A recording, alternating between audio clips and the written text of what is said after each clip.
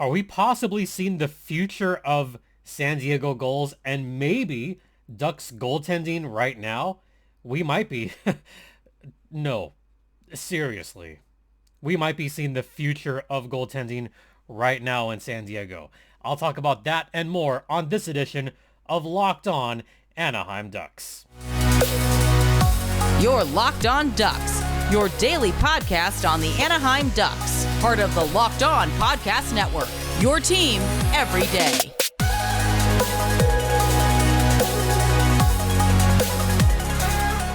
Good afternoon. Welcome to Locked On Anaheim Ducks, part of the Locked On Podcast Network. I'm your host, Jason J.D. Hernandez. I've been covering hockey for over a decade, and just a reminder, this podcast is free and available across all platforms, including YouTube.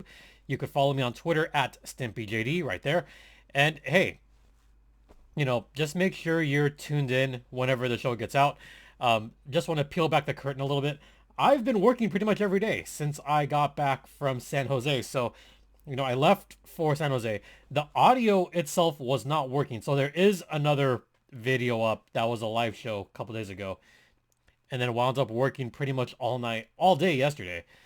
So now that it's raining, I could finally hammer out some shows and work on some podcast stuff. So that's what's been going on just the last few days. We'll be back with our normal podcasting schedule next week. Whew, thank God. All right. But I have been watching Gulls hockey, and the reason I've really been keyed into the Gulls is because there's a goaltender that's playing right now that has been a little bit out of his mind. And dare I say, he might be my pick for the number one next season. And that's assuming that Lukas Dostal is the backup for John Gibson next season. And this is also assuming that Anthony Stolarz is gone after the season. We can't make those assumptions quite yet. Dostal still very young. And who I'm going to talk about, also very young, even younger than Dostal. I'm talking about Gage Alexander. So I'll talk more in depth about the games themselves after the first break. But I just want to talk about the future of Ducks/Gulls goaltending. Right now, you have on the depth chart, you have number 1, John Gibson. Number 2, Anthony Stolarz, even though he's injured right now and is still going to be out for a little bit. Then you have Lukas Dostal. And right under Dostal, you had, keyword, had Olle Eriksson Ek as the backup for Lukas Dostal. So let me back up a little bit. Eriksson Ek last season was starting to put up some somewhat decent numbers and was starting to look like he would have the permanent backup role for Dostal because there was another very young goalie out in the wings that was not quite ready. And at the time, he was only 19 years old and he was going to play another year at juniors at the WHL for the, I believe, Winnipeg Ice. Then we go into this year's rookie camp. And I will say, going to watch the rookie camps this season and last season, I was impressed with Gage. I mean, the year before, I was impressed with Dostal, especially during that playoff. But Gage Alexander struck me as someone that I think could succeed very well with the Ducks and the San Diego Gulls. And even more so, someone that I think the team could, I don't want to say build around, but someone that I think they can put a lot of faith in and feel comfortable in that position. And if you're a Ducks or a Gulls fan, you've got to feel pretty good that the Ducks have put faith in this young netminder. And they have been doing that for a couple of years. Inviting him to rookie camp at such a young age and bringing him back and back again. That tells me that they have faith in him. That tells me that they might be ready to move on from Stolarz. I mean, that's what it's saying right now. And especially given the job that Gage Alexander has done since he has come up from juniors this season, I can safely say that I think Gage Alexander might have the number one role right now in San Diego. As sad as this is for Olle Eriksson Ek, I think Alexander should be your number one goalie right now. And I know this screws over Olle Eriksson Ek.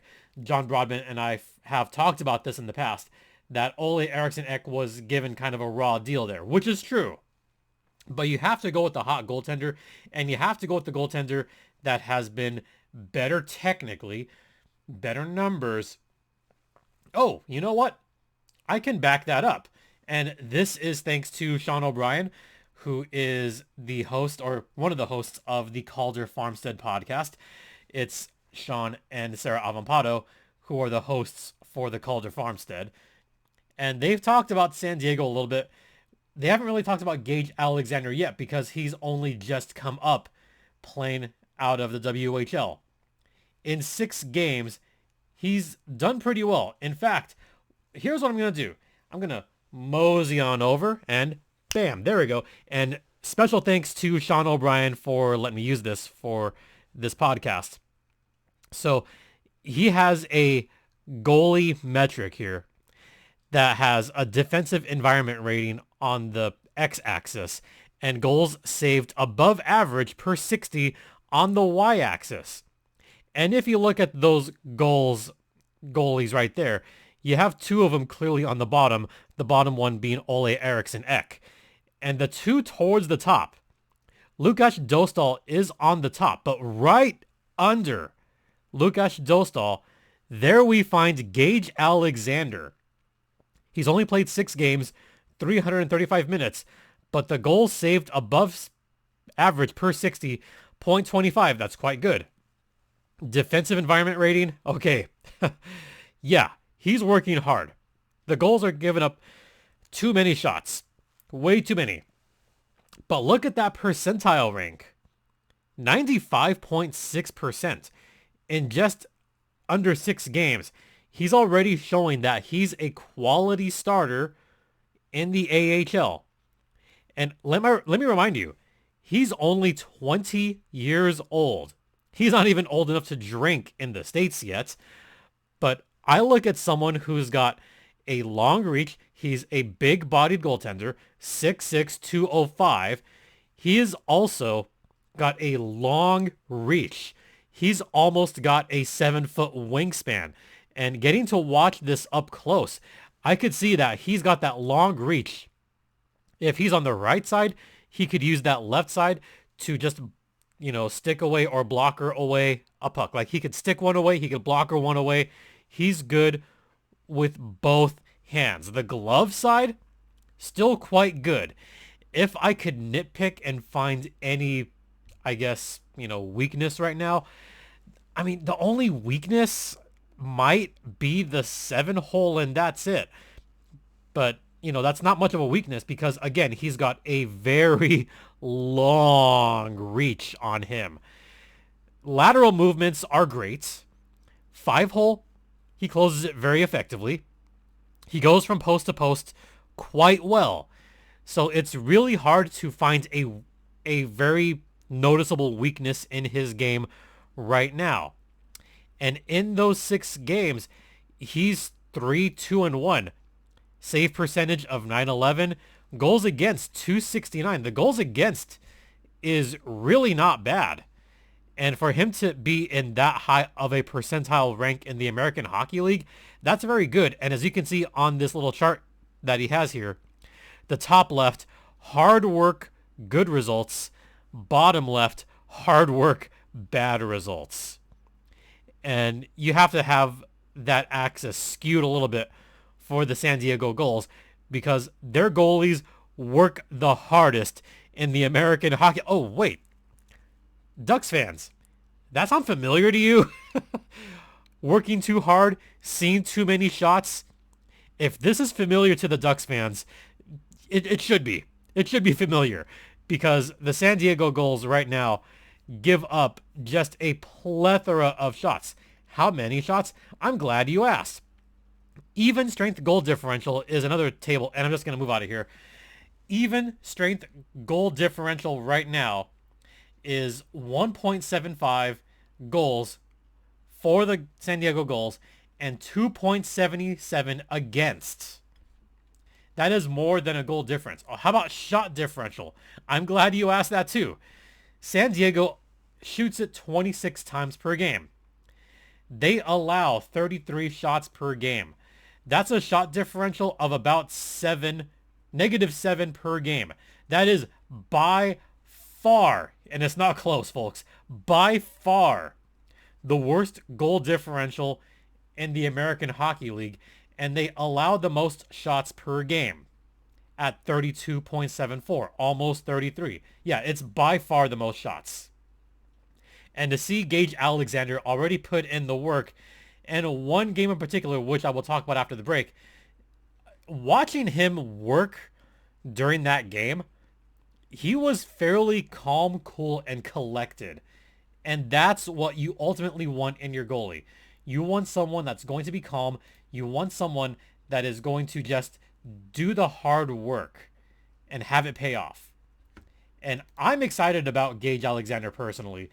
I would be happy. I'd be thrilled, in fact, if he was the #1 goaltender for San Diego next season. Could be the future of the organization. We'll see. All right, we're going to head to the first intermission. That one ran a little bit long. So I'll talk about the 2 games that happened last week, talk about the upcoming games after the first intermission. So stay locked in. But first, I want to talk to you guys about FanDuel, the official sports betting partner of the Locked On Podcast Network. And, you know, we're coming close to the end of the NBA and the NHL season. And if you're a new customer, that's great, because you get a no-sweat first bet of up to $1,000 back in bonus bets if your first bet doesn't win. Just download the FanDuel Sportsbook app. It's safe, secure, and super easy to use. And you could bet on everything from the money line to, same game parlays. That's for a bigger payout, folks. It's that easy. So don't miss the chance to get your no-sweat first bet of up to $1,000 back in bonus bets when you go to FanDuel.com/lockedon. That's FanDuel.com/lockedon to learn more. Make every moment more with FanDuel, the official sports betting partner of the Locked On Podcast Network, and please gamble responsibly. Welcome back to Locked On Anaheim Ducks, part of the Locked On Podcast Network. I'm your host, Jason J.D. Hernandez. Once again, I've been covering minor league hockey for a while. I'm also doing public address for the Firebirds. So if you're in the Coachella Valley, check out a game there. All right. So we're going to talk about the last 2 San Diego Gulls games that took place. Yeah, this is a Gulls podcast. We'll have a regular Ducks podcast later on. And the last 2 Gulls games, I would say they were all about Gage Alexander, which is why I led off with that. Because in the last 2 games, Gage Alexander proved that he belonged in the pros. Now, let me just have this caveat really quick. Alexander is 3-2-1. Okay. He is 3-0 against Tucson and 0-2-1 against everyone else. To be fair, one of those games was against the Coachella Valley Firebirds. The Firebirds are a very good team. They're #1 in the entire league. Ontario, also a very good team. They're a playoff-bound team. Bakersfield, okay, that was just a tough game. That Baco game. That was one that was kind of like a weird one in flux. I thought Gage did a fine job, but, no one supported Chase DeLeo and Rocco Grimaldi in that game. So, whatever. He got no goal support in that game. But the other 2 games, the Reign game, the Firebirds game, he gave up 4 goals. In the 3 wins, he's given up 1, 2, and 1 goal. So let's go over the first game against the Tucson Roadrunners at the Tucson Convention Center, home of the Roadrunners. That first game went into overtime. And this is where I kind of say this half jokingly, half not. The Ducks won that Josiah Slavin trade, yeah! Because he scored the game-winning goal in overtime, not long into the overtime. Gulls won the faceoff, had control, didn't give it up. Slavin, 15 seconds in, scored the game-winning goal in overtime from Michael Delzato and Chase DeLeo. Have you noticed how much more efficient San Diego's game has been since Chase DeLeo has come back? You want to talk about someone that has had a huge impact for San Diego? That's who it is right there. Chase DeLeo, the captain for the Gulls. Without him, they were lost. They're beginning to find their way a little bit, and it showed in that victory. Also, props to Josh Lapina scoring in there as well. Chase DeLeo, a goal and an assist, a goal to, at the time, take the lead. You know, he was just fantastic. But let me talk about Gage Alexander again. 31 shots, 29 saves, a couple of great just stay at home, use that long reach, and just show me the glove, and bam, just toss it down. Love that from him. So he was excellent in that first game. I will also say that Tucson was so short-handed in that game. They skated down 2 skaters because Kesselring was about to come in. You know, the Coyotes made some trades. Tucson was running too short. So, you know, they looked tired by the end of the game. The following game, Kesselring comes in and, you know, does what he normally does. He hits hard. He tries to win the game himself. But this was truly the Gage Alexander show. And you ready for this? In almost 65 minutes, he saw 40 shots on goal. 40 shots. Sound familiar, Ducks fans? It should, because the Ducks always, I shouldn't say this really, they always allow 40 shots on goal. Well, San Diego's kind of the same way. They allowed 40 shots against the Roadrunners and actually got the win. This was the game where I said, oh, damn, this kid belongs. He belongs in the A right now. He's only 20. If this sounds familiar to all the Gulls and Ducks fans here, it should. I remember a particular goaltender that was also 20 years old. Go with me on this, all right? All right, just go with me on this. There was a 20-year-old goaltender back in the day that was impressing everybody in the bubble, and he looked really good in doing so. Again, at the time, he was 20. And then they went into this weird Pacific Division playoff, and he proved that he was poised at such a young age. His goals against was also hovering just under 3. His save percentage also hovered above 910. Sound familiar? Well, it should, because I'm talking about Lukas Dostal. Am I saying we're seeing the second coming of Dostal? Maybe. I'm not going to jump to conclusions, but the trajectory of those two goaltenders is somewhat similar in how they're being brought up and how they are composing themselves, how they are making the big saves and getting the big wins. Now, I don't want to say this is garbage time because the Gulls are, for all intents and purposes, not going to make the playoffs this season. But if you're a Gulls fan, you have to be excited with how this young man is playing. He is mostly staying at home, making the big saves when he has to, as I said. And on this one, he made some game-saving plays when it was 1-1 all throughout that third period. I felt bad for Alexander. San Diego got outshot 24-14 in the first period. Let me repeat that. The Gulls allowed 24 shots in the first period. The third period, shots were 11-1 in favor of Tucson. 11-1. And that doesn't count all the missed shots that Tucson was hurling that direction in that third period. San Diego had nothing. Absolutely nothing in that third period. It didn't help they allowed a couple of power plays to Tucson. Great that they didn't allow any goals during that power play. But also, it got testy in that game. It was just raw, intense emotion that I just loved. You had not one, not two, but 3 fights in this game. 3 of them. Weinger against Thiessen. You had Witchers, Carconi, Brouillard, and Cracknell also fighting in there. Yeah, that Brouillard-Cracknell fight. Whew! That was something else.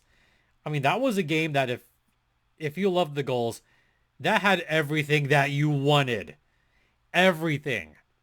Especially a San Diego win, despite being outshot 11 billion to like 5. Not really, but it felt like it in that third period.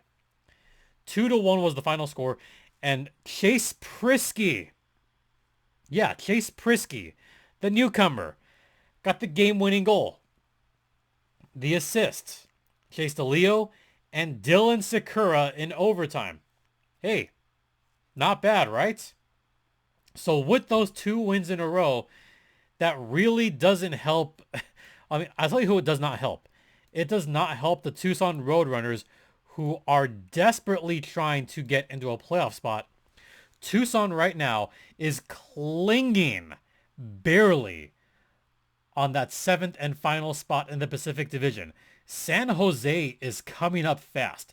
They just had a pair of victories against the Ontario Reign. And don't look now, but San Jose is a couple points back with the game in hand.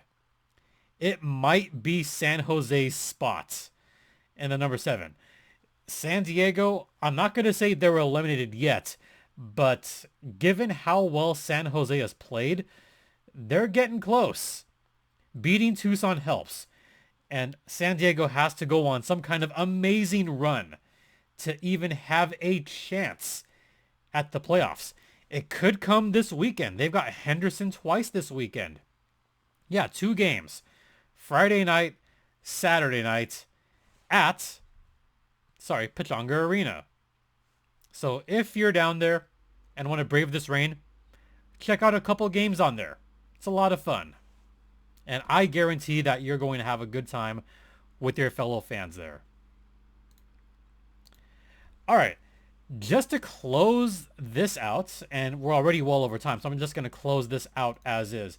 I want to talk very briefly about some of the other up-and-comers that you could be seeing very soon.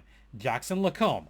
He might be the one and only black ace that San Diego sees this season. The Duck season ends April 11th, April 12th. The Gull season ends April 15th, so they have a couple of extra games.